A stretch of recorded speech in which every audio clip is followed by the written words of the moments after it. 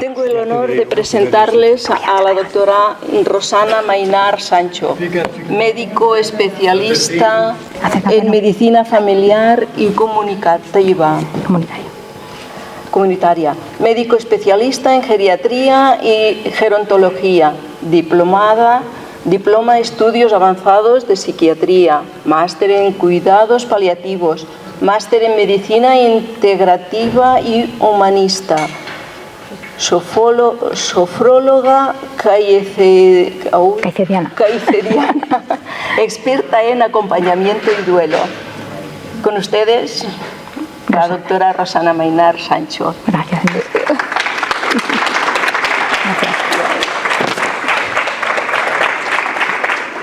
Buenas tardes a todos. ¿Me oís? ¿No? Pues no sé si oye. ¿Me oís? ¿No? Vale, pues esperar un momento. Voy a quitar esto. Hablo mejor con el micro. A ver. ¿Me oís? ¿Sí? Vale. Bueno, pues buenas tardes a todos y muchísimas gracias de verdad por estar hoy aquí. Yo lo primero de todo querría darle las gracias muy especialmente a Rafa y a Inés por la invitación y al grupo espírita de este pueblo precioso que es Benavent de Segrià, y a todos vosotros por estar, porque la verdad es que hoy he venido directa de Madrid y me encanta vuestro pueblo, es una preciosidad y hemos hecho una comida de confraternización maravillosa que espero que aguantéis la charla, porque después de comer también, a ver cómo toreamos esto. Bueno, pues nada, un poco el tema de las jornadas de hoy es ¿y la vida después de la muerte sigue? Bueno, pues yo os voy a dar una charla sobre mi experiencia acompañando a mis pacientes y le he titulado Acompañando a trascender. Como os ha comentado Inés, yo tengo varias formaciones, yo hice 2 veces el examen MIR, soy médico de familia y soy médico geriatra, pero también soy médico paliativista y médico integrativo, además de sofróloga caiceriana, que luego os contaré lo que es. Mi propio desarrollo profesional ha ido muy en la mano de mi desarrollo personal y espiritual, porque os debo de decir que, sorpresivamente, los médicos, pues aparte de ver pacientes, también tenemos otras funciones, funciones de formación. Nosotros formamos a otros futuros médicos con nosotros a través de los exámenes MIR y luego durante unos años en los hospitales, en los centros de salud. Investigamos sobre enfermedades, tratamientos nuevos, etcétera, pero también hacemos gestión, administración, pues de citas, gestiones pues en los hospitales. Nos machacan mucho los gerentes con las listas de ingresos, dar pronto las altas, etcétera, etcétera. Y yo a día de hoy trabajo en un centro de salud pública en la Comunidad de Madrid, en un barrio obrero cerca del Hospital 12 de Octubre, y también tengo desde hace ya unos años mi propia consulta privada. Pero lo que nadie te enseña es que los médicos y los sanitarios en general, los compañeros de enfermería, auxiliares, etcétera, acompañamos siempre a las personas. Porque os tengo que decir que el primer día de carrera, cuando empecé en la facultad, la catedrática de bioquímica que nos daba clase nos dijo: bienvenidos a la profesión más bonita del mundo, donde van a curar a veces, lo que veis ahí, van a aliviar a menudo y van a consolar siempre, pero siempre van a acompañar a sus pacientes.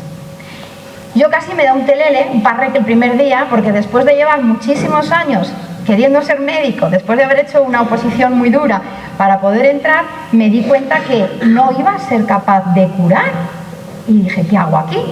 Y la verdad es que luego el devenir profesional y personal te enseña que la faceta mejor que tiene el profesional médico y sanitario es el de acompañar. Y acompañamos realmente a lo largo de toda la vida de las personas. Mirad, yo siempre le digo a mis pacientes que soy como ese buque, bueno, vosotros sois el buque insignia, ¿vale? Vosotros sois ese gran barco, pero yo soy el barquito chiquitito que va a vuestro lado, ¿no? Habituallando, dando apoyo, dando, pues eso, sostén cuando estáis mal en la consulta, cuando venís al hospital. Pero realmente cada uno de vosotros sois los protagonistas de vuestra propia historia, de vuestra propia vida, del río de la vida que va a dar a la mar, ¿no? Como es el caso de estos 2 barcos. Y los médicos estamos en la vida de las personas desde que venimos a este mundo, en el nacimiento, cuando somos niños, cuando somos jóvenes y a veces tenemos, pues eso, ¿no? Un fin de semana de resacón, a veces somos también los que acabamos atendiéndose en las urgencias, cuando esperamos de nuevo vida en un nuevo embarazo, cuando venís a los centros de salud, como veis en esa fotografía, y también vamos a zonas realmente difíciles para el ser humano, ¿no? Cuando estamos llegando a los momentos últimos de nuestra vida, si es que por ejemplo llegamos a ser muy mayores, y también en los momentos finales de la vida, ¿no? Como veis en esa fotografía de esas dos manos unidas. Para los médicos tenemos una serie de principios, un código deontológico que nos debe de marcar en nuestra profesión y en nuestro devenir en el día a día. Uno de ellos es el de, primero, no hacer daño, porque si venís al médico y resulta que salís peor de lo que habéis llegado, pues mal lo hemos hecho. Y nosotros también sabemos yo creo que desde toda la vida, que no hay enfermedades sino enfermos, porque cada persona le da su propia idiosincrasia a, por ejemplo, imaginar un catarro, ¿no? En casa entra un catarro. No va a ser el catarro igual en el padre de familia que en la mamá, que en el bebé. Cada uno le da su propia idiosincrasia. Y nosotros estamos y debemos de estar acostumbrados a tratar esas individualidades en cada uno de los pacientes. Pero hay una cosa que a veces en la carrera pasa un poco desapercibido, y es que tenemos que recordar que todos moriremos, que nuestros pacientes también mueren. Y de hecho es una de las cosas que más frustran a los estudiantes de medicina y a los médicos cuando acabas la carrera, y es que las personas fallecen, nuestros pacientes se mueren, y la medicina convencional sigue entendiendo, por desgracia, la muerte como un gran fracaso. Pero lo que nadie me contó es que yo también podía acompañar a trascender a mis pacientes. ¿Por qué? Porque nadie me contó nunca en mi formación las historias que yo he vivido y vivo con mis pacientes y que hoy os voy a contar. Acompañar consiste, como veis ahí, en una serie de encuentros interpersonales en las que se unen dos personas, en el caso médico, un médico con su paciente, y le ayuda a crecer, a madurar, ¿no? A desarrollarse, a intentar superar las enfermedades, a prevenir la enfermedad y a promocionar también la salud. Pero también en el momento de la transición, de la trascendencia, es decir, de marchar de un sitio a otro. He puesto esa fotografía que, como ya sabéis, el pueblo egipcio, el antiguo egipcios, creían en que había un barquero que ayudaba en el momento de morir a las personas a trascender al otro lado.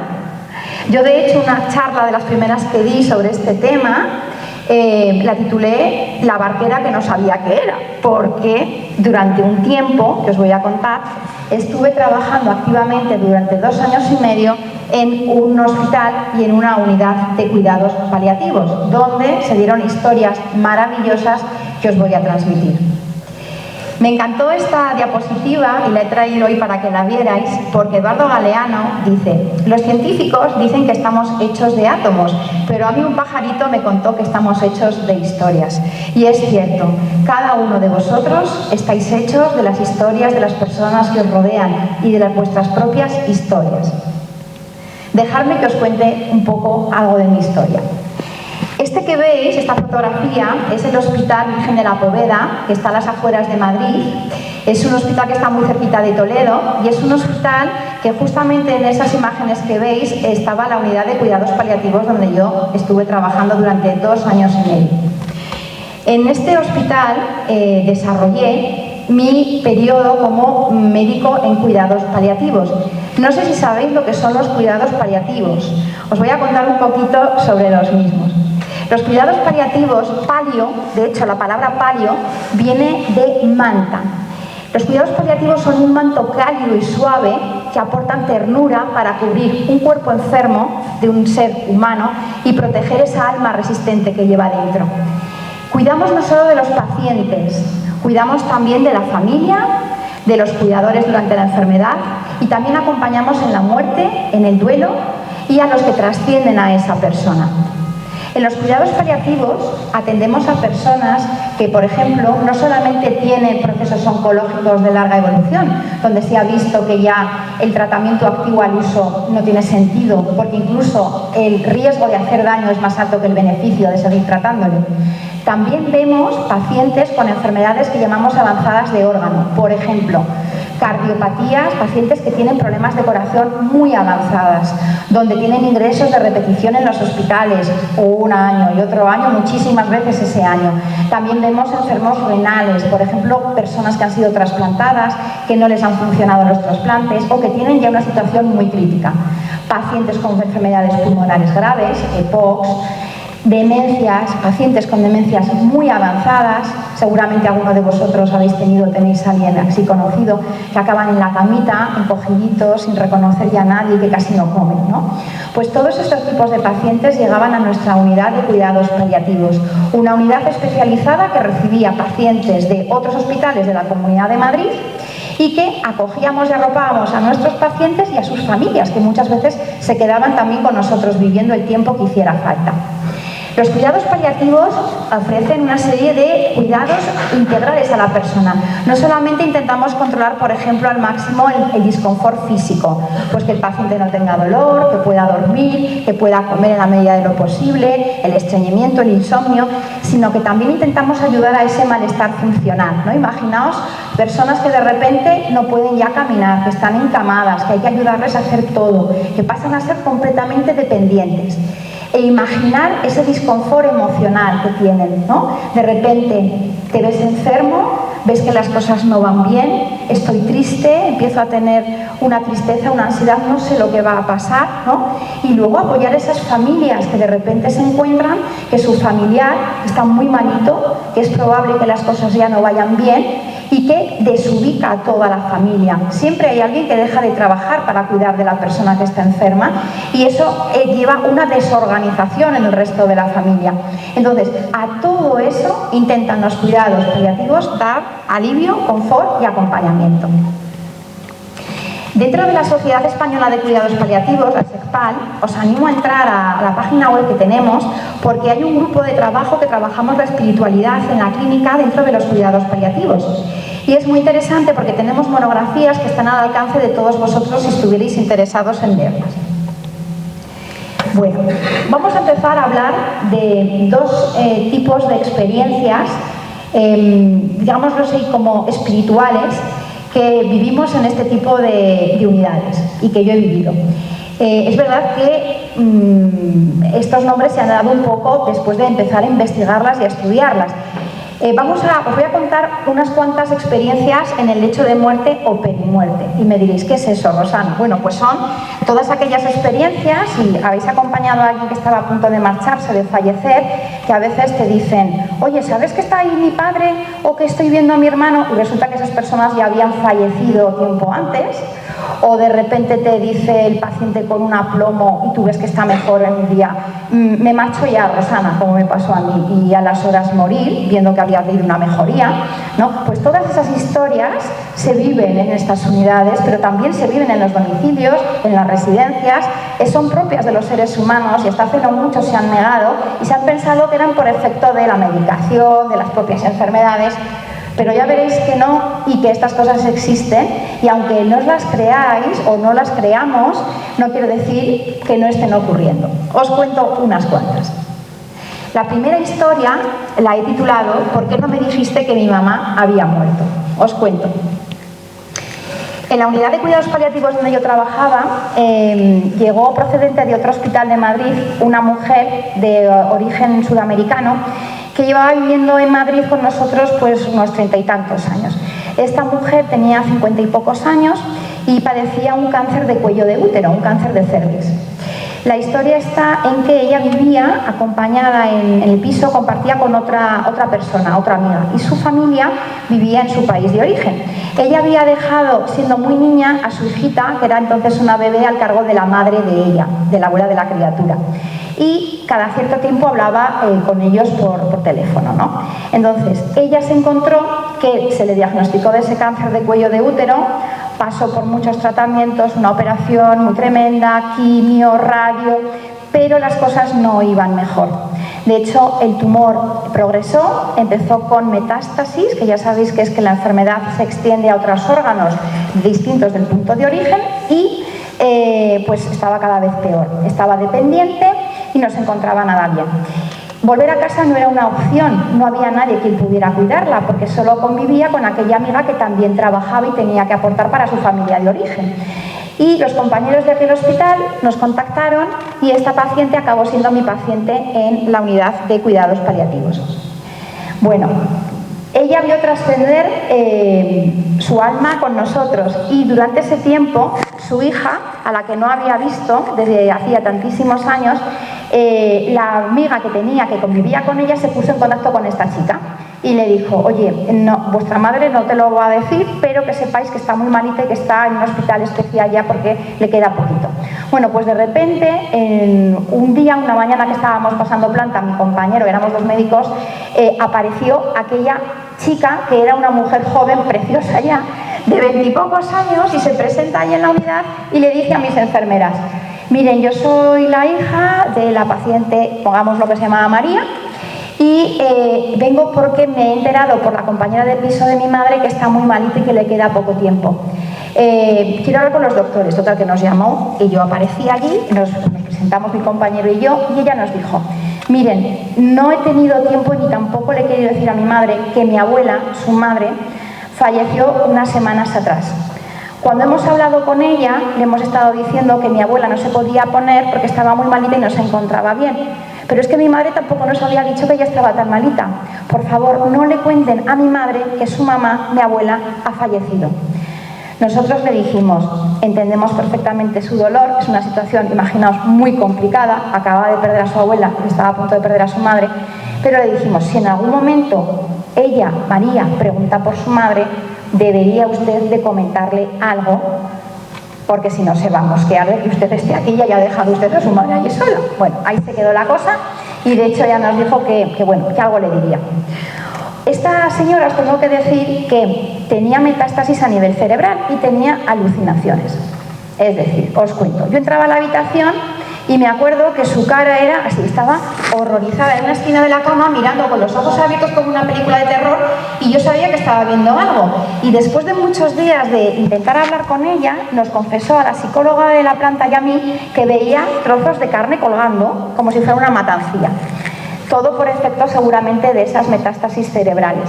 ¿Qué hicimos? Pues empleamos un medicamento que se llama haloperidol, que no sé si habéis oído hablar alguna vez, que es un fármaco que se utiliza cuando hay alucinaciones, cuando hay trastornos auditivos, se oyen cosas, etcétera, propio de procesos muy avanzados como es este tipo de procesos oncológicos que producen estas alucinaciones, o en casos de demencia, por ejemplo. Bueno, pues la historia está en que yo empecé a darle aquel medicamento y la señora mejoró. Pero un día, ya había la hija encontrado, se habían encontrado de madre e hija, pasamos planta y una mañana entramos mi compañero y yo a la habitación a saludar a nuestra paciente y a la hija, y de repente yo veo, porque ya me conocía la señora, que la señora vuelve a mirar una esquina, se queda así y me mira a mí, a mi compañero que estábamos a este lado, imaginaos que yo soy la paciente, mira a su hija que estaba a este lado y le dice a la hija: cariño, ¿por qué no me has dicho que mi mamá ha muerto? Imaginaos nuestras caras. La hija nos miró, imaginaos, nos miró a mi compañera a mí, como: les voy a matar, ¿quién le ha dicho a mi madre que mi abuela se ha muerto? Yo hice: ay Dios, que está viendo a la madre. Y yo no hacía más que mirar la pared y yo no veía nada. Y mi compañero, que ya tenía mucho más tiempo trabajado allí que yo, me acuerdo que me enganchó de la bata y me dijo: bueno, salimos de la habitación, la hija le dice a la madre: mamá, me voy a juntar con los doctores, ¿vale? Quédate aquí. Bueno, y la señora dice: vete tranquila, estaba lucidada, claro, estaba tranquila. Bueno, de hecho se le iluminó la cara. Su cara de dolor habitual, de cansancio, se tornó en luz, amor y que estaba feliz viendo lo que estaba viendo. Total, que ya en el pasillo os podéis imaginar el chaparrón que nos cayó de aquella hija.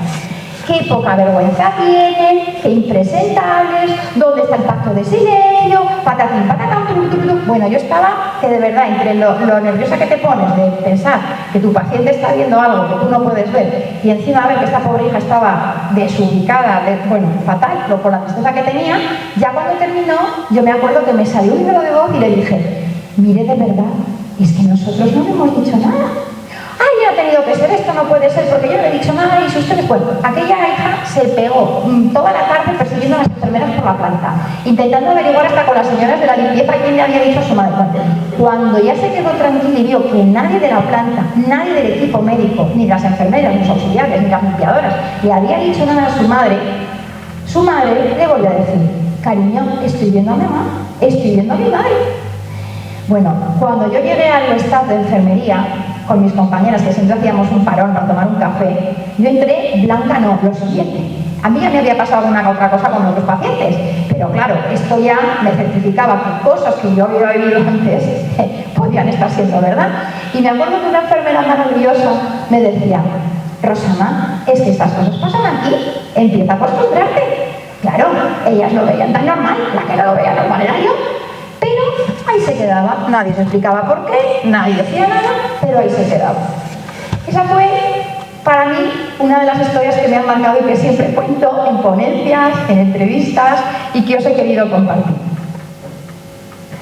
La siguiente historia, que aún fue más alucinante sobre todo, he destacado solo 3, ¿vale? Porque es que tenemos tantas que nos daría para varias jornadas escritas.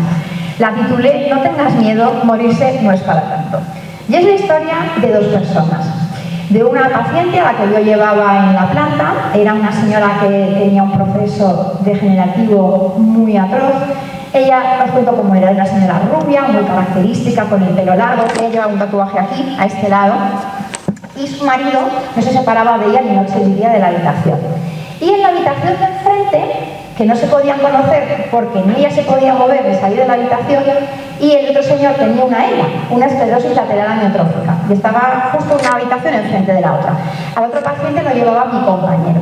Entonces, cuando nos quedábamos de guardia, uno de los compañeros se quedaba al tanto de toda la planta, ¿no? Entonces, nos conocíamos realmente, mi compañero y yo, a todos los pacientes. El señor de la ELA, ya sabéis que la ELA, si no os lo recuerdo, es una enfermedad donde uno va perdiendo las capacidades para poder moverse y es como si te quedaras encerrado dentro de tu cuerpo, que no te responde. Entonces, aquel paciente lo que podía era tragar muy despacito, hablaba en susurros y movía los ositos para hacernos señas. No se podía mover, ¿vale? Con lo cual, que se conocieran era inviable e imposible. Bueno, pues en una de mis guardias, mi paciente empezó a ponerse muy malita, pero su marido se tuvo que marchar porque tenían un problema familiar. Y le dijeron a las enfermeras: mira, márchate tranquilo porque además coincide que esta noche va a estar Rosana de guardia y si pasa cualquier cosa te llamamos. Bueno, ahí se quedó la cosa. Yo me acuerdo que acabé de hacer la ronda y me subí a tumbar un rato y le dije a mis enfermeras: si veis que se pone peor Alicia, vamos a llamar a mi paciente Alicia, me avisáis corriendo, por favor. Yo ya la tenía con su medicación, ella estaba casi ya pues entrando en coma. Y bueno, no hice más que tumbarme en la cama y era la 1 o 2 de la mañana y me llamaron mis enfermeras que bajara corriendo que Alicia se iba. Y no hice más que entrar en la habitación y lo único que pude es pues que Alicia se había marchado, certificar la defunción. Bueno, en ese momento, mientras nosotros ya sabéis los médicos que cuando tenemos que certificar un fallecimiento, pues hacemos un electro, juntamos, ¿vale? Yo como ya me habían pasado cosas muy intensas y ya tenía formación en acompañamiento al final de vida, etcétera, pues lo que hacía era despedirme de ellos, ¿no? No lo decía en voz alta, pero les decía que se fueran tranquilos, que si decían una luz, que se fueran a la luz, ¿no? Todas estas cositas. Y de repente, estando yo en el momento mágico de despedida con mi paciente, mientras mis auxiliares iban preparando su cadáver, etcétera, y se llamaba al esposo, una de mis enfermeras, que es una enfermera que habitualmente no estaba con nosotros en la unidad, sino que la habían mandado a la unidad porque otra enfermera se había puesto enferma, entra corriendo a la habitación y me dice: Rosana, pero agobiadísima, sudorosa, o sea, con mal. Digo: ¿qué te pasa? ¿Te encuentras mal? Y dice: cuando acabes aquí, sal por favor y te vas a la habitación del señor de enfrente, que te va a decir una cosa que yo ahí ya no vuelvo a entrar. Yo dije: ¿qué le habrá pasado? Porque yo pensaba que se estaba poniendo enferma de verdad. Total, que yo cuando terminé de despedirme de mi paciente, de prepararla y tal, salí al pasillo y le digo a mi enfermera: ¿pero qué te pasa? ¿Te encuentras mal? No, que yo no entro. Entra, que ya verás. Bueno, entré a la habitación de mi paciente recién marchada, había trascendido, y me encuentro al señor tumbado, como siempre. Imaginaos que el señor se llama Pablo. Entro, me acerco a su camita, me encuentro que Pablo estaba con los ojitos abiertos, un poquito sudoroso, y me dice: doctora, Me acerco y le digo, dime Pablo, ¿estás bien? ¿Te encuentras bien? Y me dijo, os lo digo con mi voz, acaba de entrar una señora rubia con el pelo largo y os juro que me estaba describiendo a la paciente que acaba de fallecer. Y le digo, ¿me puedes dar algún dato más? Dice, y me hace con los ojos, señalando mi hombro y un tatuaje ahí. Y yo, ¿cómo? Y me dice, ¿y te ha dicho algo? Me dice, que no tenga miedo, que morirse no es para tanto. Yo ya no me pilló tan de así, pero dije, toma, toma, toma. Y le dije, que me salió, ¿me puedes decir, Pablo, hacia dónde se iba la señora? A todo esto Pablo compartía habitación con otro señor y tenían la cortinita esta corrida, que sabéis que a veces corremos en las habitaciones las cortinitas, para que el otro señor pudiera dormir. Y me hizo así con los ojillos, como diciendo, para allí, tía, para allí estaba la ventana. Yo me acuerdo que fui corriendo, mira la ventana, no vi nada. Y le dije, Pablo, ¿y tú me puedes decir cuándo has visto a esta señora? Y dice, pues yo creo que ha sido, doctora, cuando te he sentido que entrabas en una habitación. Pues cuando estabas entrando, ido a la puerta, ha sido cuando esta señora ha entrado. Bueno, entendí perfectamente a la enfermera, el susto que se dio. La enfermera no volvió a paliativos, pidió que no la mandaran más. Y os puedo decir que en aquel turno, la única rubita era yo y llevaba el pelo corto. Mis otras dos enfermeras eran morenas, las auxiliares eran morenas y no había ninguna otra señora rubia en la planta que pudiera andar y llevar un tatuaje. A la mañana siguiente, cuando yo bajé de descansar un ratito, que me pude tumbar, las enfermeras del turno de mañana se ven el cambio con el turno de noche y les dijo a la enfermera de la noche, ¿a qué no sabéis lo que nos ha pasado con Rosana? Porque en mi guardia pasaban muchas cosas. ¿A qué no sabéis lo que ha pasado? Y se lo dijeron. Y mis enfermeras dijeron, oye Rosana, ya déjale a Pablo un poquito de aloperidol, por si acaso. Y le dije, a Pablo no se le pone aloperidol. Pablo ha tenido una experiencia trascendental donde alguien le ha dado un mensaje y él no lo vive con miedo, dejar a Pablo tranquilo. Pablo a los 2 o 3 días falleció tranquilo.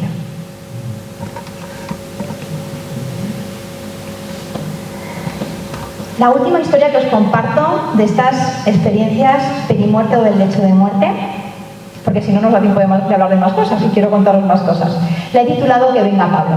Es una historia preciosa de una señora mayor que vino a nuestra unidad con un proceso oncológico muy avanzado y que era una mamá gallina caponata donde la subiera.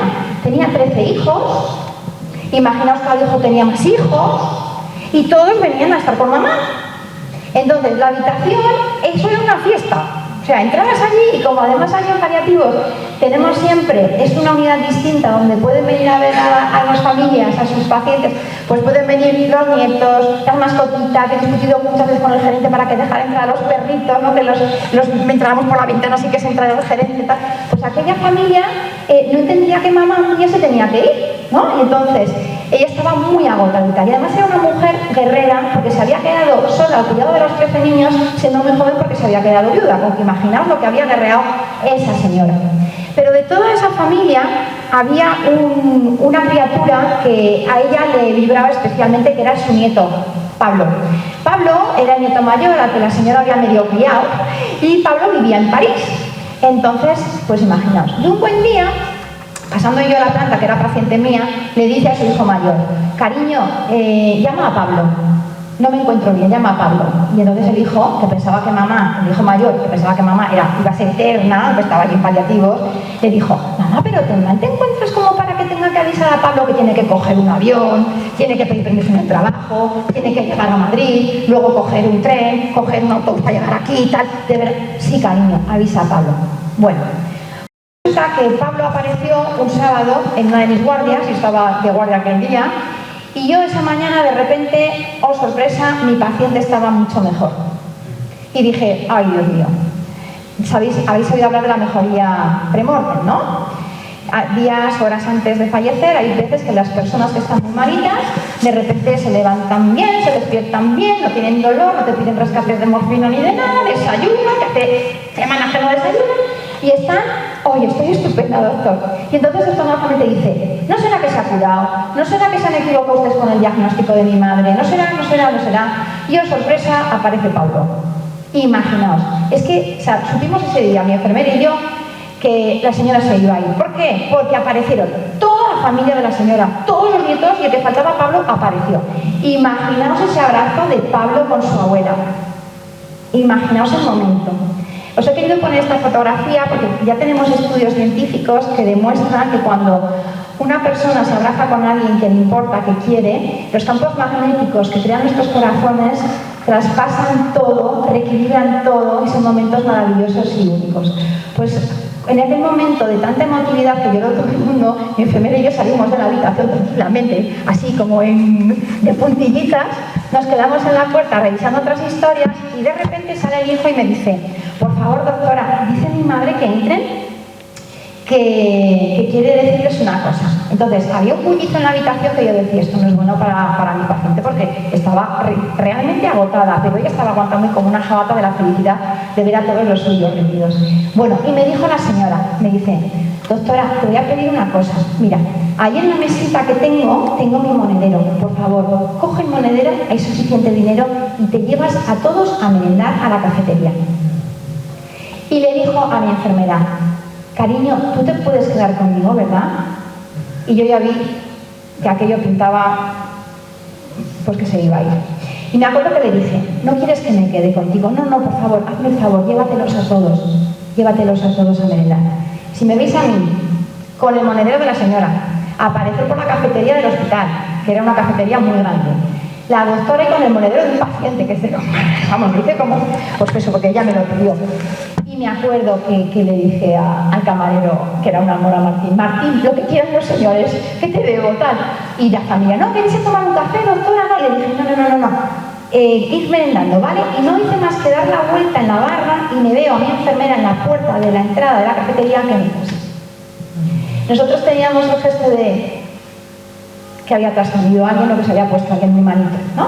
Entonces yo les dije a la familia: merendar tranquilos y cuando terminéis os acercáis a la habitación de mamá, ¿vale? Vale.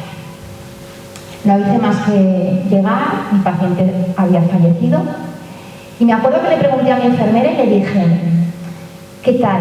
¿Cómo se ha ido? Dice: Rosana, se ha ido súper tranquila. Se ha quedado mirando un punto en la pared, ha sonreído y me ha dado la mano y se ha marchado.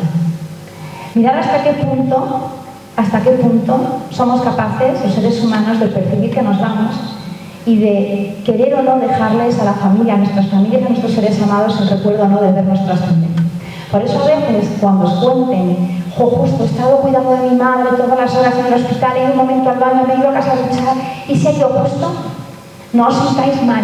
Seguramente ella o él o la persona que queréis no quería dejaros esa carga o simplemente ya quería marcharse. No os sintáis mal. Pero estas historias, una vez que deje el hospital, yo ahora que trabajo en atención primaria de nuevo como médico de familia, os puedo decir que siguen ocurriendo cosas maravillosas, que solo hay que tener los ojos y el corazón abierto para poder verlas. Hace poco, una paciente mía que acaba de trascender, le contó a mi enfermera la siguiente historia. Era una señora muy mayor, con una demencia, pero que tenía todavía algún momento de claridad mental, ¿no? Y tenía una ulcerita en el talón muy fea que mi enfermera iba a curar. Bueno, pues resulta que mi enfermera fue una tarde a curarla y cuando regresó del domicilio vino a mi despacho y me dice: oye, Rosana, creo que tendríamos a Carmen, que tendrías que hablar con ella. Ella, mi enfermera, ya sabía que yo esto más o menos ya, pues estas historias ya las conocía, ¿no? Y las manejaba. Dice: porque estás diciéndole a su cuidadora que vienen a verla por las tardes de vez en cuando sus hermanas. Esta señora tenía 98 años, era la hermana pequeña de una frátida de 10 hermanas, todas mujeres, habían fallecido todas, o sea, tenía un hijo con su mujer que vivían en el pisito de al lado y ella vivía con su cuidadora. Bueno, la historia está en que yo, pues una tarde, como hacía, me fui a verla y de repente la cuidadora me contaba que de vez en cuando por la noche veía niños en la habitación, ¿no? Y es verdad, y ella era ciega, no podía ver nada físicamente, pero ella te contaba que veía niños. Y yo me acuerdo que aquellos niños a veces, por lo que ella me contaba, le incomodaban, pero cuando un día le saqué el tema de las hermanas, le dije: Carmen, me han contado que vienen a verte tus hermanos. Y me hizo el gesto porque te salía según la voz y dice: ay, sí, que vienen a verme muchos días, doctora, y lo pasamos fenomenal como cuando éramos pequeñas. Y me dicen: venga Carmen, que nos toca que te vengas ya con nosotras. Y ella le decía, y yo les digo, no, dejadme que tengo al pequeño todavía aquí, que hacer mucho por él. El pequeño tenía 70 y tantos años, quiero decir, pero ella se había quedado en el momento de, yo sigo siendo mamá amantísima de mi único cachorro que tiene 70 años, ¿cómo voy a dejar yo a mi cachorro, no? Bueno, pues hace poco me encontré a su nuera por la calle y me contó, porque a mí me ubicaron en otro centro de salud ahora, que Carmen, mi paciente, había trascendido y que se fue tranquilita rodeada de su hijo, de la nuera y de la cuidadora. Bueno, estas historias que os ha contado aquí la doctora Rosana, pero, chica, ¿qué base científica tiene esto, no? Esta es la pregunta del millón que me hacen mis compañeros médicos en las ponencias.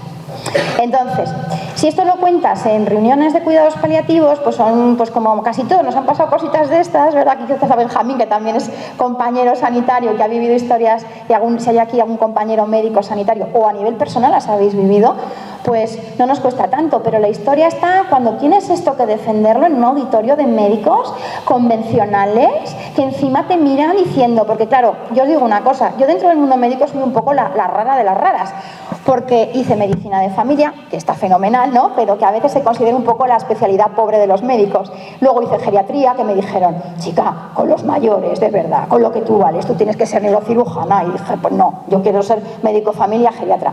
Luego me empecé a formar que sí en medicina homeopática, que en medicina integrativa, ¿no? Porque yo veía que yo no era capaz de curar nada y yo decía, yo tengo que ayudar a mis pacientes, y muchos venían que se habían ido pues a un médico homeópata o al acupuntor, ¿no? Yo decía, esto tengo que aprender. Y encima luego me hice paliativista, pues ya era la rara de las raras de las raras de las raras. Entonces, claro, ¿qué le hice yo un día? Pues voy a buscar qué dice la ciencia al respecto, ¿no? Marc Vidal, que yo creo que lo conoceréis, es un divulgador y conferenciante que dice, ¿no te sientes así un poco? Y cuando lo vi dije, pues sí, claro que me siento así un poco como yo frente al mundo médico, como nos ha pasado a otros médicos, ¿no? Que hemos hablado de estas cuestiones y que conocéis bien. Me dan ganas de chillarles con un megáfono a todos. Estáis equivocados, lo que nos contaron de la muerte es mentira. Esto sigue y tendríamos que vivir la medicina y la vida de otra manera, porque esto continúa, esto es un suma y sigue. De hecho, el doctor Luc Montagnier, que fue el descubridor del VIH, que falleció hace poquito, hace unos años atrás, él mismo nos decía en sus conferencias que no se puede suprimir una parte de la ciencia porque no concuerde con los dogmas que nos han contado en las facultades o en las universidades. Incluso don Antonio Machado decía que es propio de mentes medianas embestir contra todo aquello que no nos entra en la cabeza. Y esto es de un libro de un compañero que le pedí permiso para traéroslo, que decía lo siguiente en su libro. Creo que hemos llegado a una era de transición en nuestra sociedad y hemos de tener el coraje de abrir nuevas puertas y admitir que nuestras actuales herramientas científicas son inadecuadas para muchas de las nuevas investigaciones. Y yo, pincha de mí, busqué en una biblioteca, la Librería Nacional de Medicina, que aquí los que mandan son los estadounidenses, como en todo, como os podéis dar cuenta, de acuerdo, que se llama PubMed y que os invito a que podáis entrar todos. Si ponéis en el buscador de Google PubMed, y buscáis visiones del final de vida, End of Life Visions, os vais a encontrar que hay más de 5.693 estudios que se han subido. Pero si os fijáis en esos años, del 41 al 2025, veis que al principio se había publicado muy poquito, pero luego se acerca el año 2025 y aquello empieza a aumentar considerablemente. Os puedo decir que esta búsqueda la hice el año pasado, la he vuelto a hacer hoy para todos vosotros, y del año pasado a este año hay 30 publicaciones nuevas. O sea que esto es algo que al mundo científico le está interesando y al mundo médico también. O sea que ya no pueden decir que no hay investigaciones y que esto es una trola, que la gente se lo inventa o que es un efecto del cerebro o de la medicación.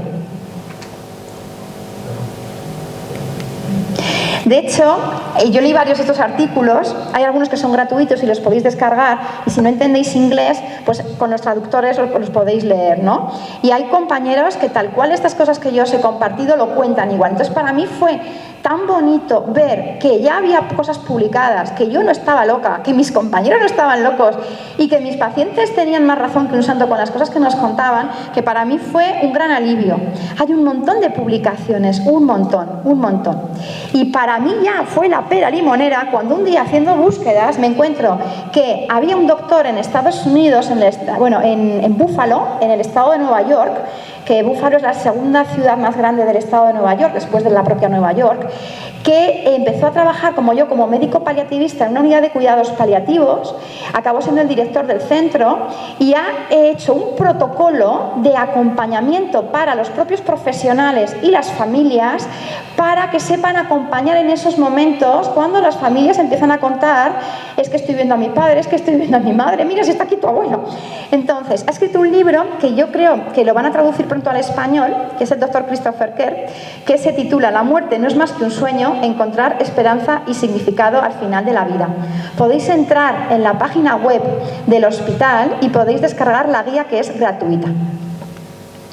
El doctor Kerr averiguó a lo largo de 10 años, junto a su equipo, registraron más de 1.400 experiencias del final de vida en sus pacientes y vieron que más del 80% de los pacientes, y es verdad esto, sin importar el ámbito social, religioso, grupo de edad, yo os puedo decir que en mi unidad tenía gente atea, gente mega creyente, gente de otras religiones, musulmanes, tenía judíos, gente de etnia gitana. Todos vivían experiencias parecidas.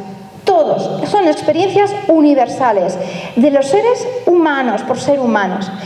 Todas las experiencias, como las que recogió el doctor Kerr, eran muy vividas, significativamente transformadoras y eran un gran alivio tanto para los familiares, por supuesto para el paciente, como para los propios profesionales.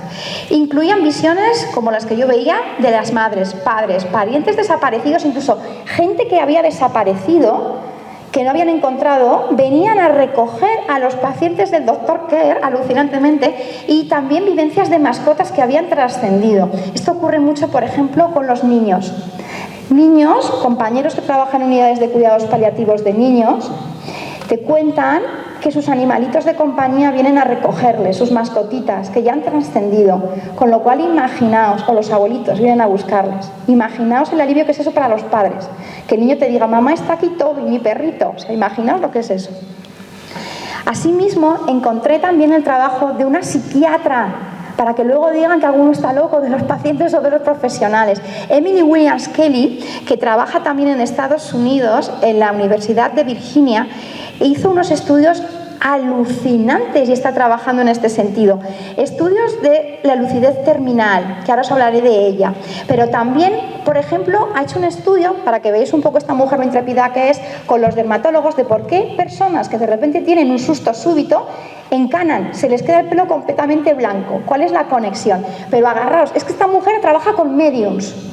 Trabaja con medios y ha publicado con ellas investigaciones para ver esa información y certificar que aquellos seres que han trascendido, que vienen a recogernos, si se pueden comunicar con ellos. Es increíble la cantidad de gente que está investigando. Es increíble que todavía esto no se sepa aquí y que aún se trate este tema como si fuera de, yo qué sé, de locos. Y los estudios que ella ha sacado son muy parecidos a los del doctor Kerr y los que sacamos en nuestra unidad, que un 45% de pacientes en su lecho de muerte tenían visiones de familiares, amigos, mascotas, incluso gente que no era conocida para ellos, pero que venían a buscarles también, y que un porcentaje eran de las madres nos vienen muchísimo a buscar, eso es maravilloso. El papá o alguna persona que había significado algo, ¿no? Y lo mismo, los niños seguían recibiendo visitas de sus mascotas. Y aquí en España tenemos a una compañera que es amiga mía, que es la doctora Lola Aparicio, que os invito a que leáis su libro, El final es el principio, donde ella describe perfectamente, la doctora Aparicio, y ella cuenta que igual que cuando venimos al mundo en el parto, se sale perfectamente, los obstetras, los ginecólogos saben cómo va a salir el niño, la cabeza que gira, patatín, patatán, la muerte está perfectamente diseñada, sigue unos pasos.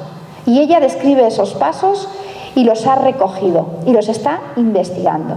Y os animo a que conozcáis más del trabajo de la doctora Lola Aparicio. Es maravillosa. Ella trabaja, es médico de familia también como yo, y trabaja en un centro de salud en Málaga.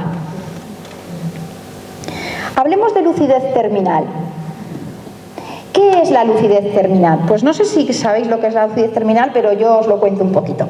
No es la mejoría premortem lo que os contaba, ¿no? La mejoría premortem, ya os decía yo que es esa situación donde está fatal mi padre, mi madre, mi paciente, muchos días que está mal, que pensamos que se va a marchar ya y de repente una mañana se despierta. Hola doctora, que quiero desayunar. Hola, no me ponga rescates para el dolor de morfina porque estoy fenomenal. Pero la lucidez terminal es todavía algo más alucinante. Es una situación en la cual una persona que ha tenido, por ejemplo, que ha estado en coma, donde ves que el cerebro ya no es capaz ni de reaccionar, o pacientes con demencias muy avanzadas, que llevan años, os hablo de años, sin hablar con su familia porque ya han perdido el habla, ya no se acuerdan, ya no tragan, están en una esquina, doblados, ahí y tal, de repente, como me pasó a mí, se despiertan, se giran, llaman a los hijos por su nombre y te dicen, hola doctora, ¿qué tal está? Como a mí me pasó con una paciente. Es distinto de las fluctuaciones cognitivas, no sé si lo sabéis, por ejemplo, las personas que tienen demencia, como el Alzheimer, cuando está avanzando, hay ratos que les ves que están conectados, que reconocen la familia y hay ratos que se desconectan, ¿no? No es eso, no es la mejoría premortem, sino que es esa lucidez especial y es alucinante y se está también investigando. Yo viví aquella historia con aquella señora, una historia de una mujer que vivimos con ella en la unidad de cuidados paliativos, que llegó por respiro, ingresó por respiro para la hija. La hija era la cuidadora principal, la madre tenía 92 años, creo recordar, y llevaba los 10 últimos años encamada, dándole la comida a la hija, cambiándole del pañal, movilizándola, no la reconocía, era como una muñequita en la cama. Y aquella mujer, la hija, estaba completamente agotada y claudicada. Entonces nos pidieron los compañeros de atención primaria hacer un ingreso que llamamos por respiro para ayudar a esa mujer a porque tuviera un poquito más de vida, pudiera hacer un pequeño viaje, tal. Nosotros cuidamos de la madre y cuando aquella hija se recuperó un poquito y estaba una mañana con la mamá en la habitación, oh sorpresa, pasó lo que os he contado. De repente entró a la habitación, yo a la mujer pues la reconocía, la exploraba y tal, la sonreía, le tocaba siempre la manita y tal, pero nunca me hablaba porque es que, ya os digo, estaba así. Pues entro a la habitación, me llama la hija desde el pasillo, doctora, venga, doctora, venga, doctora, venga. Entro a la habitación y me encuentro a la señora con los ojos abiertos, me mira y me dice, buenos días, doctora, ¿cómo está? Yo dije, Lucía. La hija estaba flipada, preguntó por los hijos, se tomó una natilla, se empezó a encontrar ya por la tarde peor y falleció al día siguiente. Esa es la lucidez terminal, que nos sigue flipando a los doctores y a los profesionales sanitarios. Pero hace poco, en una de mis charlas, una señora me contactó porque me había escuchado. Y veis allá abajo que hay una señora con síndrome de Down y una portada de una película que se llama Café de Flor, que os invito a verla si no la habéis visto. Pues me contó la historia de su hermana, que me ha permitido que os la cuente hoy. Esta señora me contó que su hermana pequeña tenía síndrome de Down. Ellos eran, creo que 4 hermanos y la más pequeñita había nacido con síndrome de Down. Síndrome de Down muy profundo, donde no habían sido capaces, a pesar de que la llevaban a una escuela especial de educación, de que pudiera hablar. Pero ella decía 3 o 4 palabras que eran agua, pan y amor, o algo así decía, ¿no?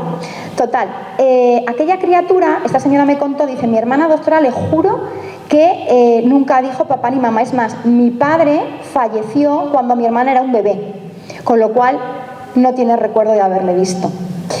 Y su hermana, con el tiempo, enfermó, se puso mucho peor, y esta señora que me contactó tenía una amiga psicóloga que además era médium. Y me dijo, ser doctora que no me lo va a creer, o sí me va a creer, porque a usted ya le han pasado cosas también muy especiales. Verá, cuando mi hermana estuvo muy malita decidí que me la sacaba del hospital y la llevaba a casa a que pudiera fallecer con nosotros. Y le aseguro que 2 horas, 3 horas antes de fallecer, abrió los ojos, me miró a la pared de su habitación, estaba mi amiga, la psicóloga medium, con nosotros, mi amiga sé que estaba viendo algo porque le cambió la cara, y de repente mi hermana dijo, papá, Abu. La miró a la señora que me había contactado y le dijo, te quiero, y se murió.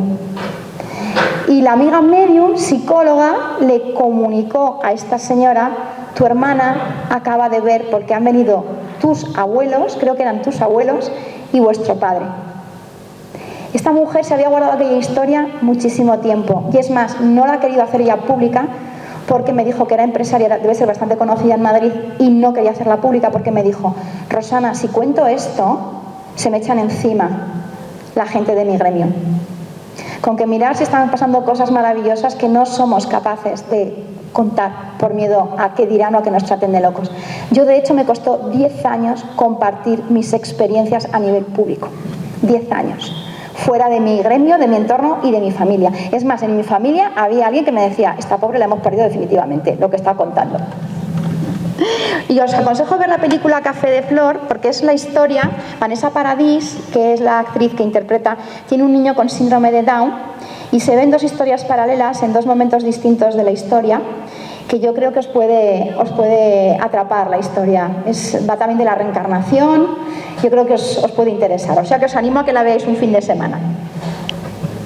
¿Y qué hay de lucidez terminal? Pues otra vez un montón de investigaciones, no tantas, a día de hoy tenemos 60 publicaciones. El doctor Nam, de hecho, que es el primero que aparece ahí en la primera publicación, Terminal Lucidity, a Review and Case Collection, fue el médico que en el año 2009 acuñó el término de lucidez terminal, porque se quedó muy flipado de que en la unidad donde él trabajaba, de repente pacientes como los que yo os he contado volvían a estar conectados con cerebros que era imposible que estuvieran conectados, cerebros que eran como auténticos purés. Era imposible a nivel médico explicar que esa persona pudiera volver a hablar, o recordar, o decir el nombre de los hijos. Y el doctor Nam lo está investigando. Y preparando estas ponencias, el año pasado, que tuve la dicha de ser invitada en las Jornadas Espíritas en Zaragoza, como 4 días antes, las jornadas, investigando, encontré la investigación de un médico turco que está trabajando ahora en Bélgica, en la Universidad de Lovania, que es el doctor Mehmet, perdonad Mehmet que no diga el apellido porque es que para mí es impronunciable, que este hombre, yo que soy además médica integrativa y trabajamos mucho la conexión, no sé si lo conocéis, que hay una conexión muy bonita entre el cerebro, el corazón, el tubo digestivo, la piel, pues él está investigando estas conexiones y, oh sorpresa, él está muy interesado en conocer la conexión que hay entre el cerebro, el intestino, en los pacientes con demencia. Y, oh sorpresa, él alucinó porque empezó a investigar y a darse cuenta que él se encontraba gente de sus pacientes con demencias muy avanzadas que estaban a punto de fallecer y que de repente tenían esa lucidez terminal. Y empezó a investigar. Y se dio cuenta que el intestino de esas personas, de algunos de ellos, podría estar empezando a producir cantidades altas de serotonina. La serotonina es la hormona de la felicidad, que todos pensábamos que se producía solo en el cerebro y hemos visto que no, también lo produce el intestino. Pues parece ser, según la teoría de Mehmet, que me permitió contároslo en las ponencias, que habría como un rechute de serotonina que podría hacer una estimulación a distintos niveles, incluido a nivel neuronal. Esto es una teoría que él tiene porque lo está haciendo verificando en ratoncitos de laboratorio, pero es una teoría que yo le pregunté si os la podía traer y me la ha permitido contar. Y para finalizar,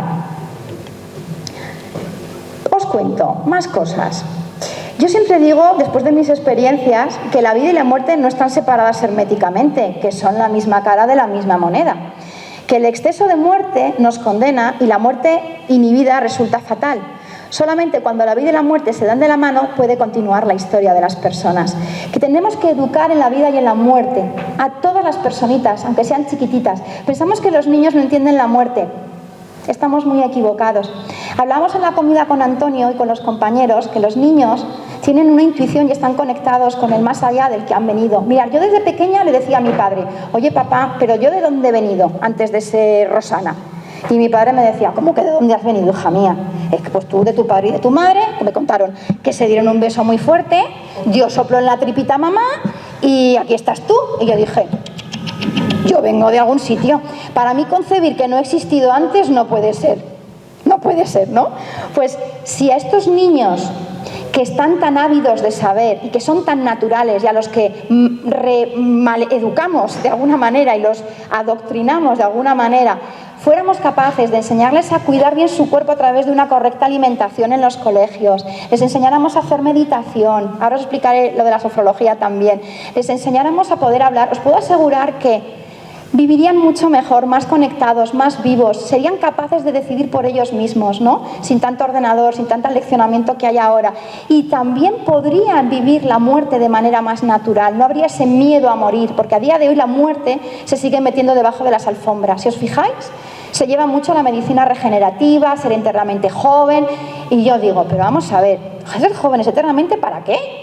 Si es maravilloso también descubrir las distintas facetas, si uno sigue siendo el mismo de siempre por dentro, aunque los de fuera nos vean más mayores, eso es maravilloso. Y trascender en consciencia es maravilloso, es maravilloso. ¿Qué podemos hacer los médicos y sanitarios para ayudaros? Pues valorar y tratar a los pacientes como seres humanos integrales, ayudaros a cuidar vuestro cuerpo, vuestra mente, vuestras emociones, arroparos a nivel global como seres únicos que sois cada uno. Hay que respetar los deseos y las decisiones de las personas. Tenemos que poner a su disposición, a vuestra disposición, todo el arsenal terapéutico. Yo no os podéis ni imaginar lo que gané como médico cuando empecé a formarme no solo en la medicina convencional que me habían enseñado en la carrera, también con toda la medicina integrativa, en la atención a los cuidados paliativos y en el acompañamiento al final de vida. Tengo que adaptarme siempre a las necesidades de la persona a la que atiendo, no al revés, que vosotros os adaptéis a lo que hay convenido en medicina. Tenemos que acompañar en todo momento y estar con nuestras personas, con nuestros seres queridos hasta el final. No os olvidéis de vivir la muerte, si podéis, de vuestros seres queridos. Es un regalo maravilloso y hay que estar preparados. Sí, yo me tuve que preparar para acompañar todos los días, a ayudar a trascender a tantas personas. Y hay días que te sales hecho polvo, pero hay técnicas que ayudan. Os quiero hablar para ello de la sofrología caicediana, que además tenéis la sede de sofrología caicediana en Barcelona, con la doctora Natalia Caicedo. Os voy a contar, porque vamos a hacer una práctica juntos, que es la práctica que hago con mis pacientes, no solamente cuando van a trascender, sino también en cualquier momento, y que quiero que sea el regalo que hoy os voy a dar. Os hablo de la sofrología caicediana. En los años 60, en España, teníamos un doctor que trascendió hace no mucho, el doctor Alfonso Caicedo, de origen español, pero que él nació en Colombia. El doctor Alfonso Caicedo vino aquí a España a formarse como médico en Madrid y él hizo la especialidad de psiquiatría y neurología con el doctor López Ibor, que igual os suena, que es un psiquiatra muy conocido en Madrid. Bueno, en aquellos años, acordaos, ¿no?, la época oscura que sufrimos en aquellos años, pues allí, en esa época, la psiquiatría utilizaba cosas tan tremebundas como los shocks electromagnéticos a nivel cerebral, ¿de acuerdo?, los comas insulínico-diabéticos, todo esto porque se pensaban, los compañeros, pues pensaban en aquella época que si éramos capaces de resetear el cerebro, las depresiones profundas se curarían, las alucinaciones desaparecerían, etcétera, etcétera. El doctor Alfonso Caicedo le parecía que de tal salvajismo, gracias a Dios, que le dijo al doctor López Ibor, esto no puede ser, no podemos ser tan salvajes con nuestros pacientes, no podemos dejar a la gente lobotomizada sin parte del cerebro para que no vean o no sientan cosas o no sufran. Y entonces el doctor López Ibor, que vio esa sensibilidad especial del doctor Alfonso Caicedo, le dijo, mire, doctor Caicedo, le voy a aconsejar y de hecho le voy a mandar. Tenemos un colega psiquiatra en Suiza que utiliza no sé qué terapia con sus loquitos y que de hecho es que no los tienen encerrados, no es un psiquiátrico como el nuestro. Le voy a mandar a Suiza. Total, que allí el doctor Alfonso Caicedo, que era un pipiolín jovencísimo, se fue con su mujer a Suiza a formarse con aquel psiquiatra. Y es que en aquella época, en el resto de Europa, existía la corriente filosófica de la fenomenología, que consistía en no juzgar y en observar, y a raíz de ahí empezar a proponer hipótesis y trabajar. Entonces, en aquel momento, el doctor Caicedo empezó a formarse con aquel psiquiatra y, oh sorpresa, que el psiquiatra le enseñó lo que sabía. Él tenía lo que ahora serían huertos terapéuticos. Hacían jardinería con los pacientes, hacían técnicas que ahora son como técnicas de meditación, etc. Y cuando ya aquel psiquiatra maravilloso le enseñó todo lo que podía al doctor Caicedo, le dijo, doctor Caicedo, le aconsejo que se vaya a la India a formarse con los yogis. Imaginaos en aquella época que aquí todavía ni se había oído hablar de esas cosas.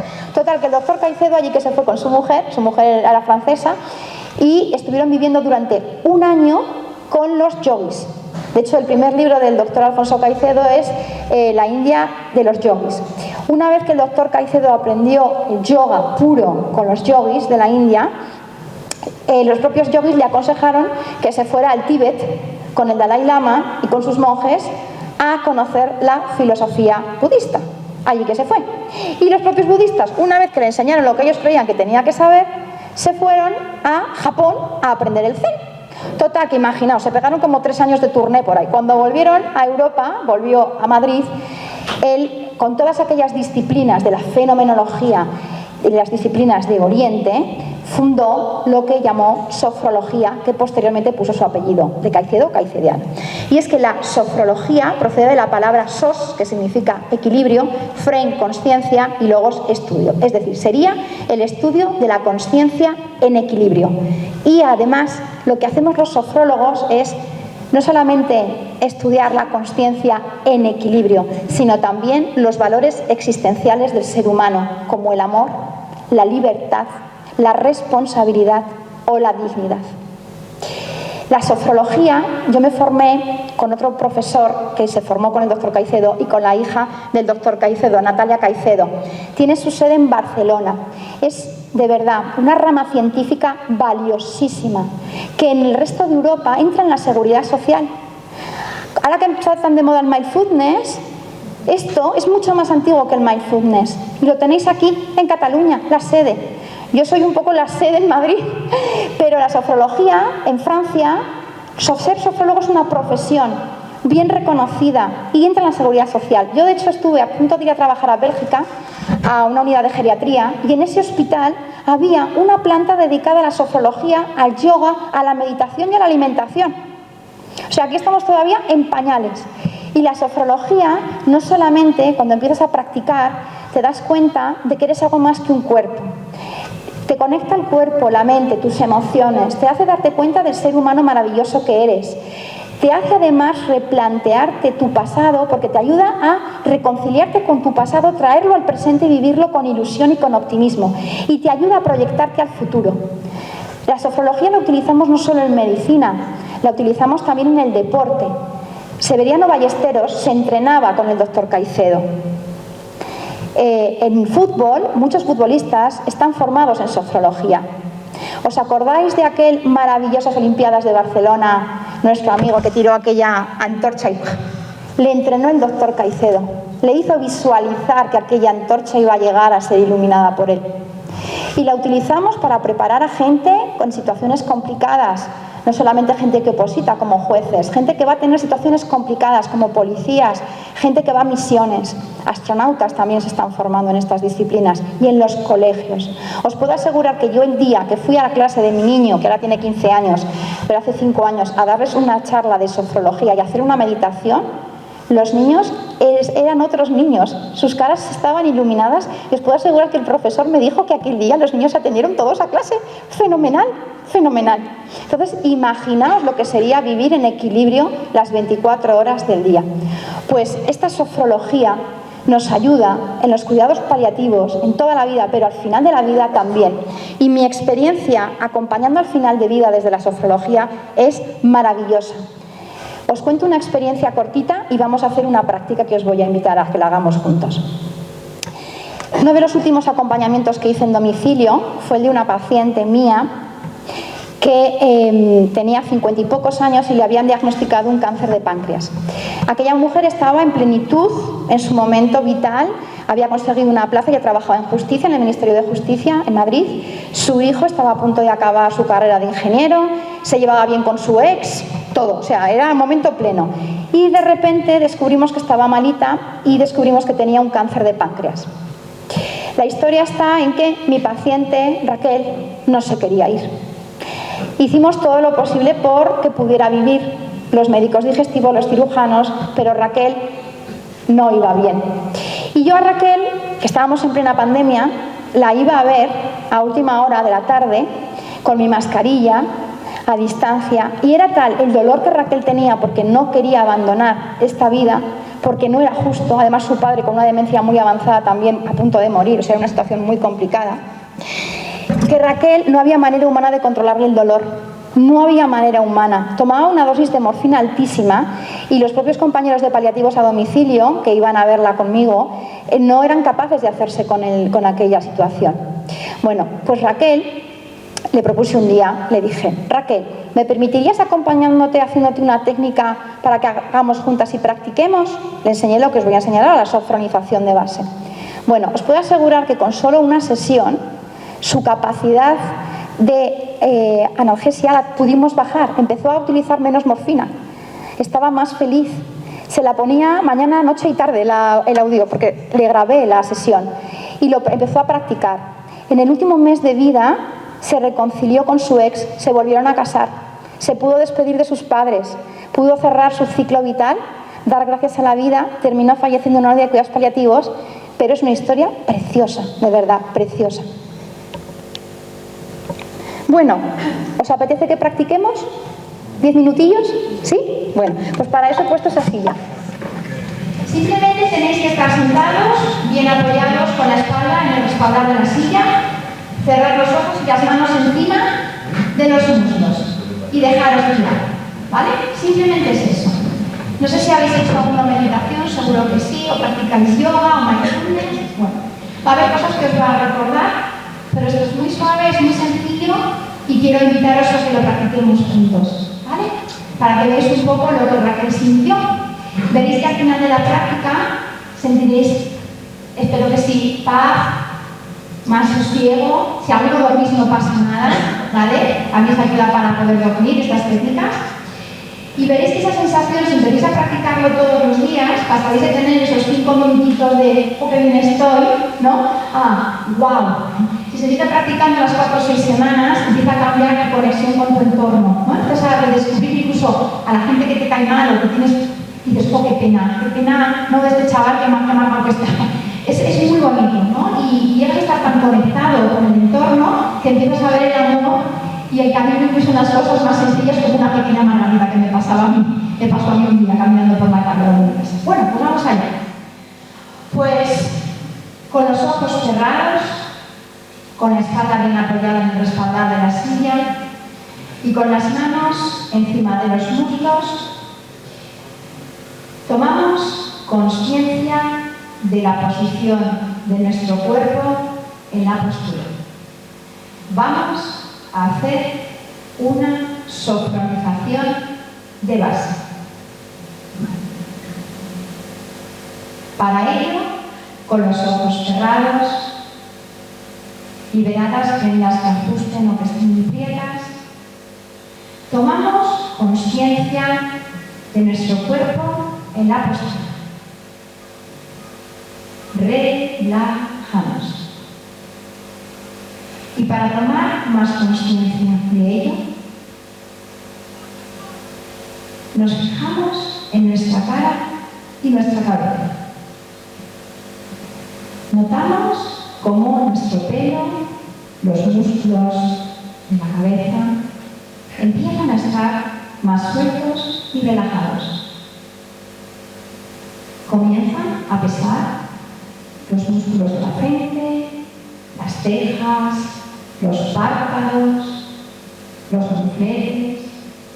Notamos cómo entra muy suave el aire por la nariz.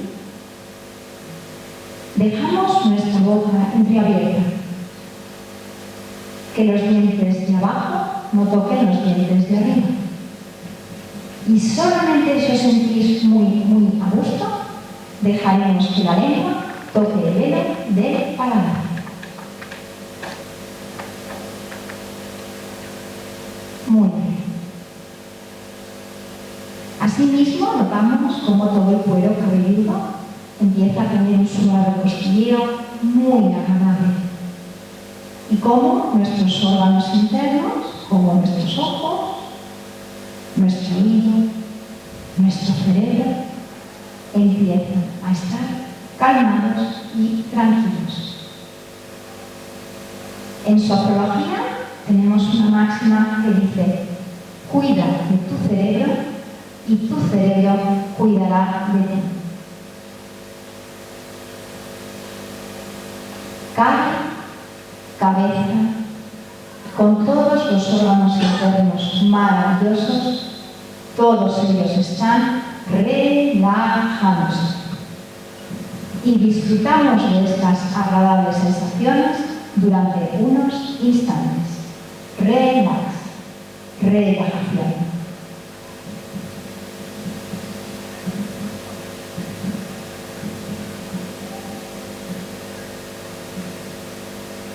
Muy bien. Tomamos ahora conciencia de nuestro cuello y nuestra nuca. Y notamos cómo ese suave cosquilleo comienza a bajar por el cuello, la piel, los músculos que antes estaban tensos, ahora están calmados y relajados. Asimismo, el cuello, con todas las contracturas que a veces tenemos, empiezan a estar sueltas. El cuello y la nuca empiezan a estar muy relajados.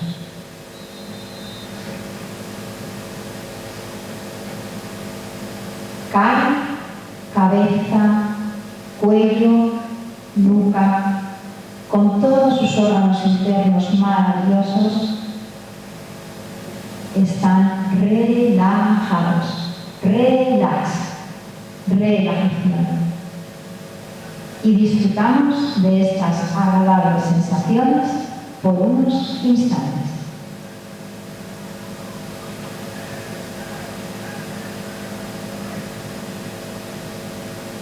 Muy bien.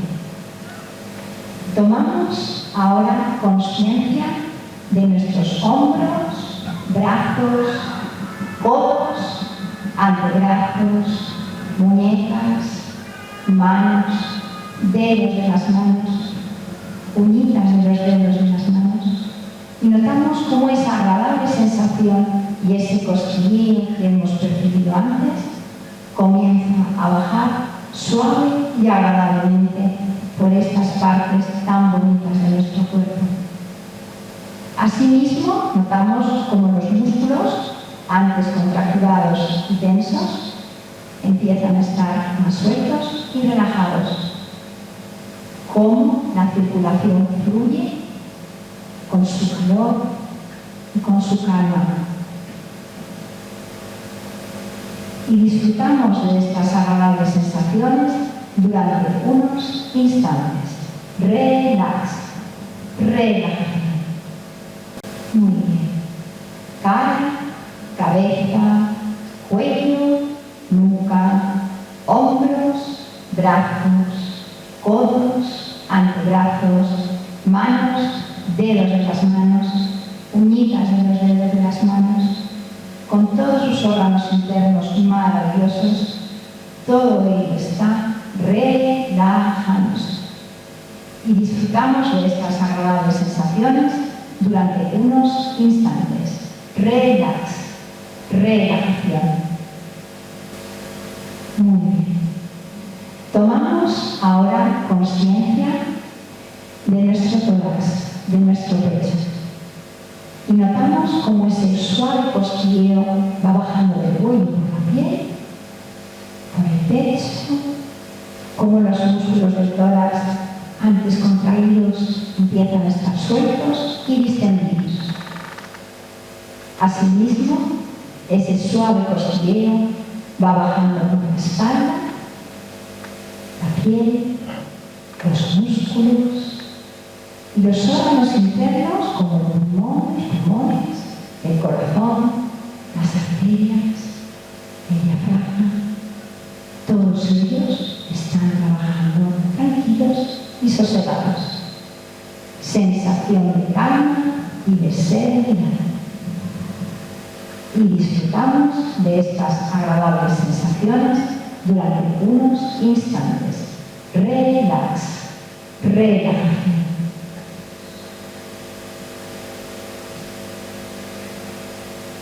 Muy bien. Cara, cabeza, cuello, nuca, hombros, brazos, codos, antebrazos, manos, dedos de las manos, uñitas de los dedos de las manos, tórax, espalda, todos los órganos internos maravillosos, todos ellos están relajados. Y disfrutamos de estas agradables sensaciones durante unos instantes. Relax, relajación.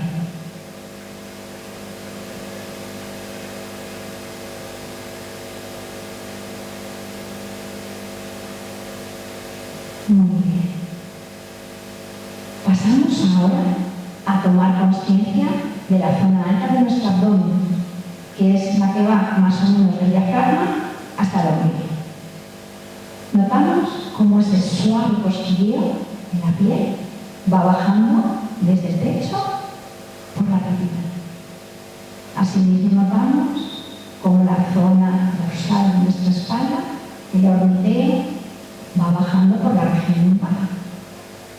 Los músculos del abdomen comienzan a estar más distendidos y relajados. Y los órganos internos, como el estómago, los intestinos y el resto de órganos maravillosos como la columna, los vasos sanguíneos, los nervios, trabajan más tranquilos y sosegados. Notamos una sensación de calma y de tranquilidad maravillosos. Y disfrutamos de estas agradables sensaciones durante unos instantes. Relax, relajación.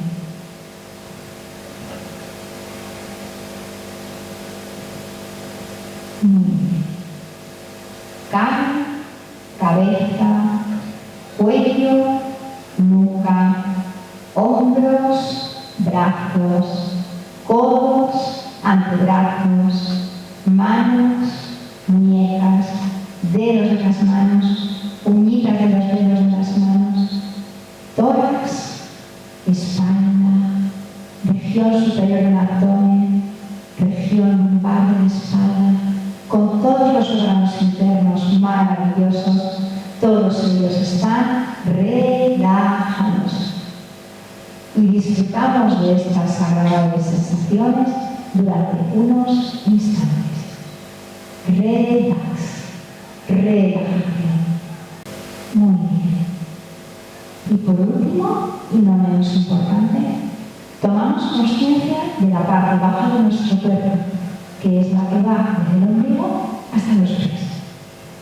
Notamos cómo ese suave cosquilleo continúa bajando por la parte inferior del abdomen, la región genital, la región sacra de la espalda, los glúteos, caderas, muslos, rodillas, gemelos, tobillos, pies, dedos de los pies, uñitas de los dedos de los pies y todos los órganos internos maravillosos, nuestro colon, nuestros órganos genitales, los músculos, arterias, venas, los huesos, todos ellos están relajados.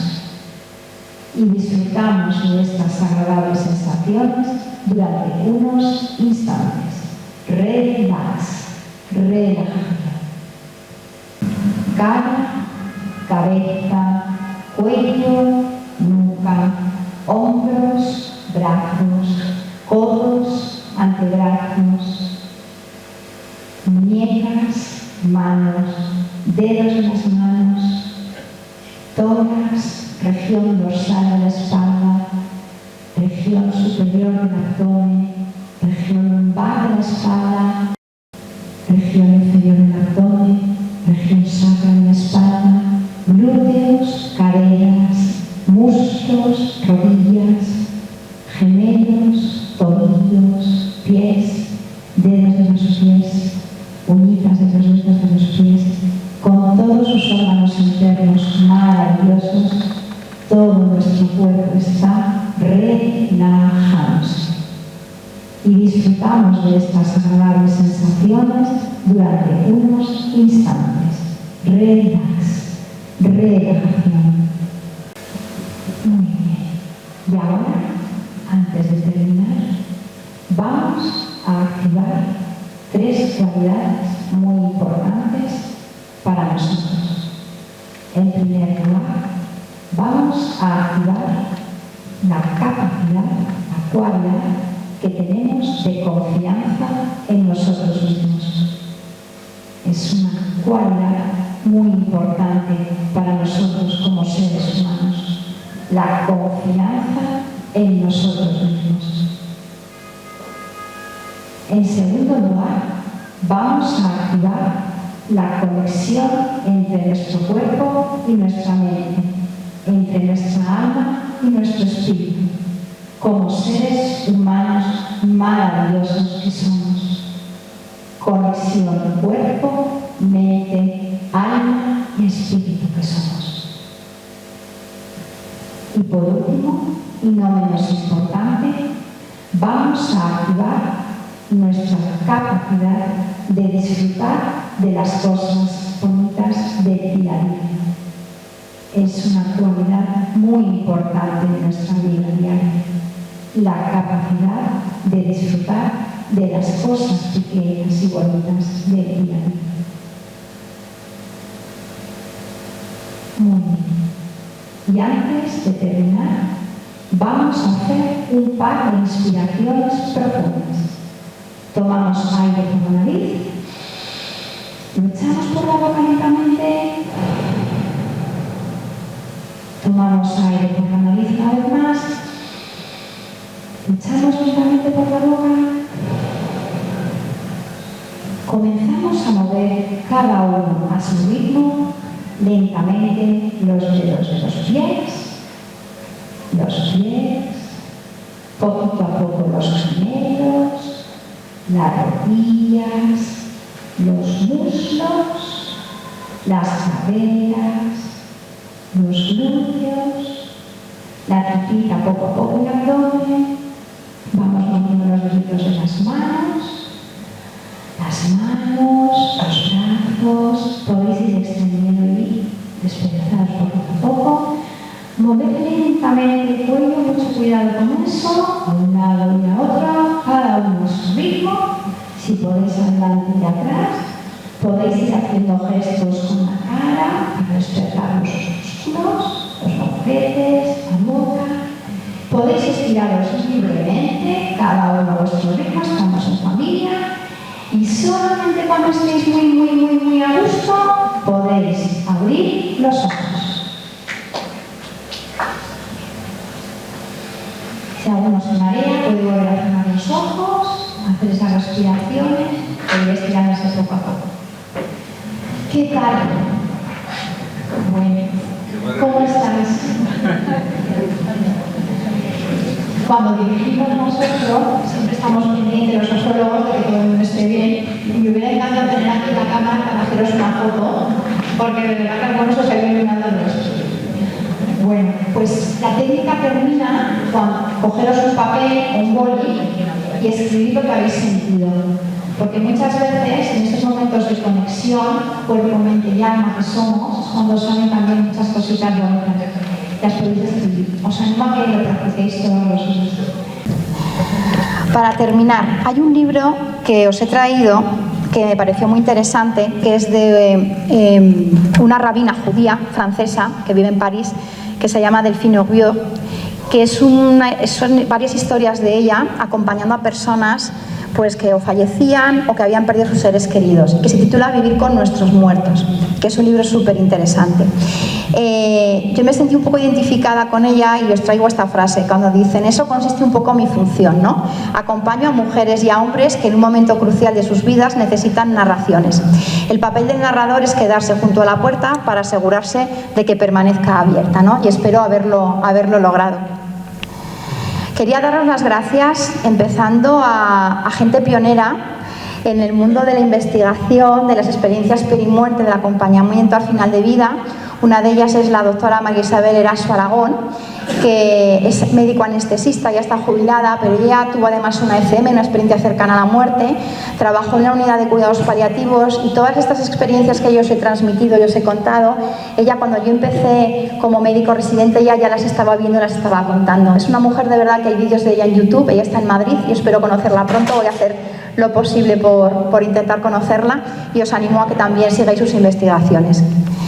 Gracias también a la doctora Luján Comas, que seguro que la habéis seguido, la escucháis o la habéis visto, es amiga también, y ella me dice muchas veces, ¿no?, cuando le digo, jo, Luján, es que me da cosa volver a contar lo mismo en distintos foros, y me dice, mira, Rosana, todo lo que uno aprende es para darlo, y tú tienes que dar ese mensaje, porque estás ayudando a muchísimas personas, con que gracias también a la doctora Luján siempre por su apoyo.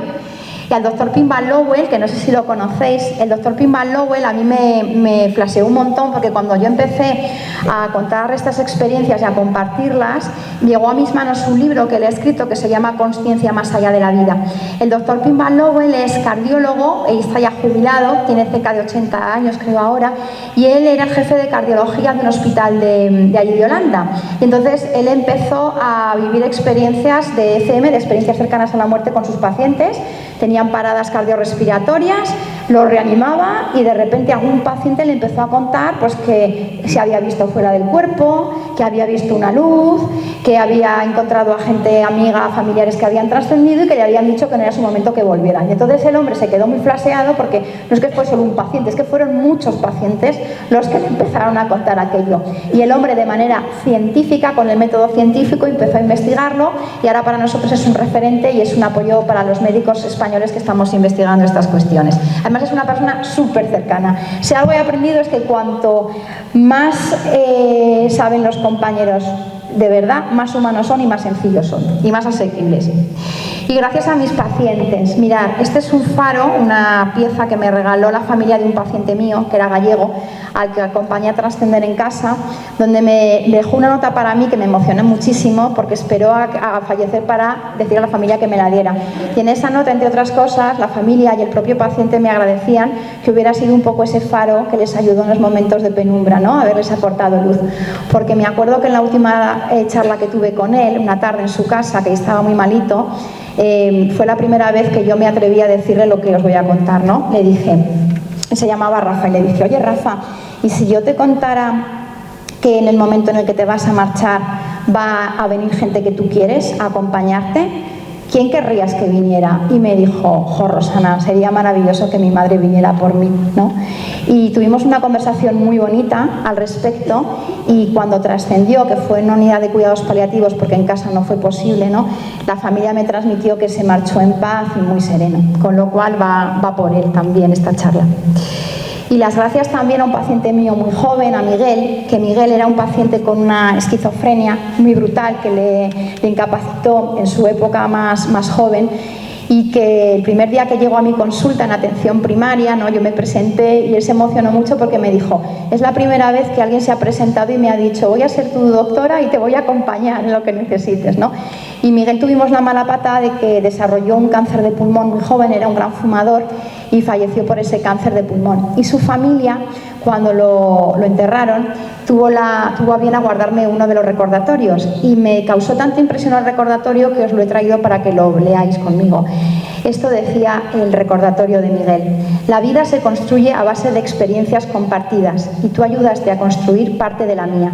Créeme, nunca habrá distancia entre nosotros. El pasado será siempre hoy.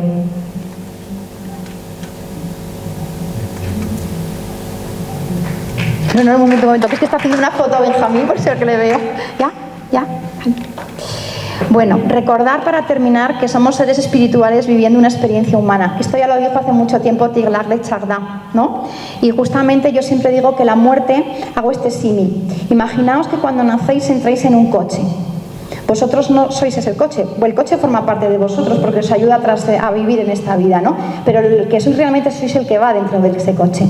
El coche a lo largo de vuestro trayecto, de la carretera que es la vida, vas a tener que cambiar el motor, cambiar el aceite, ¿no? Hacer muchas cosas, pero llegará un momento en el que o bien tendréis un golpe con el coche brutal y tendréis que salir, eso sería por ejemplo una pérdida súbita, ¿no? De repente gente que fallece súbitamente, un infarto, o cualquier otro motivo, pero imaginaos que el coche ya es muy viejecito, el coche se para de repente. ¿Qué vais a hacer? Salir del coche, salir de vuestro cuerpo, darle las gracias por haberos permitido vivir esta vida, esta carretera y seguir viviendo, que a lo mejor hay que coger una bicicleta o a lo mejor hay que coger un ovni, yo lo que sé, pero que esto sigue, chicos, que esto sigue.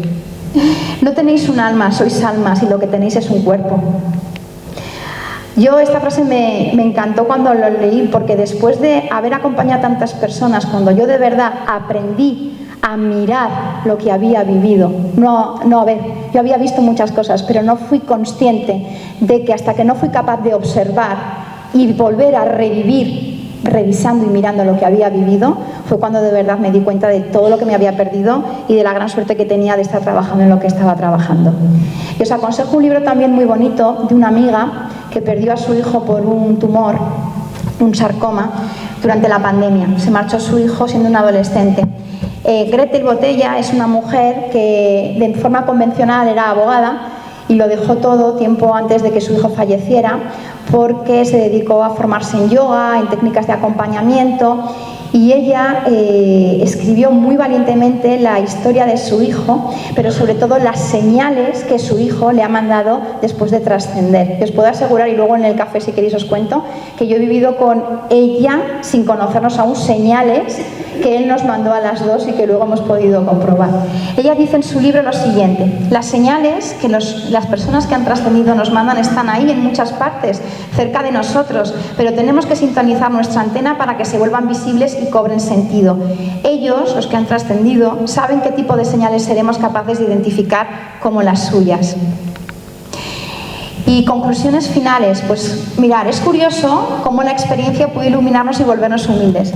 Yo con toda la formación, con todo, soy doctora de no sé qué tal, no sabía nada, sigo sin saber nada.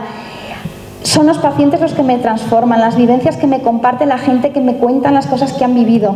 Y os puedo decir que a mí ahora me viene el señor catedrático de la facultad y me dice que lo que os he contado es mentira y le digo, no sabes lo que te estás perdiendo. A ver si abre usted los ojos y el corazón de una puñetera vez para darse cuenta de lo que nos estamos perdiendo.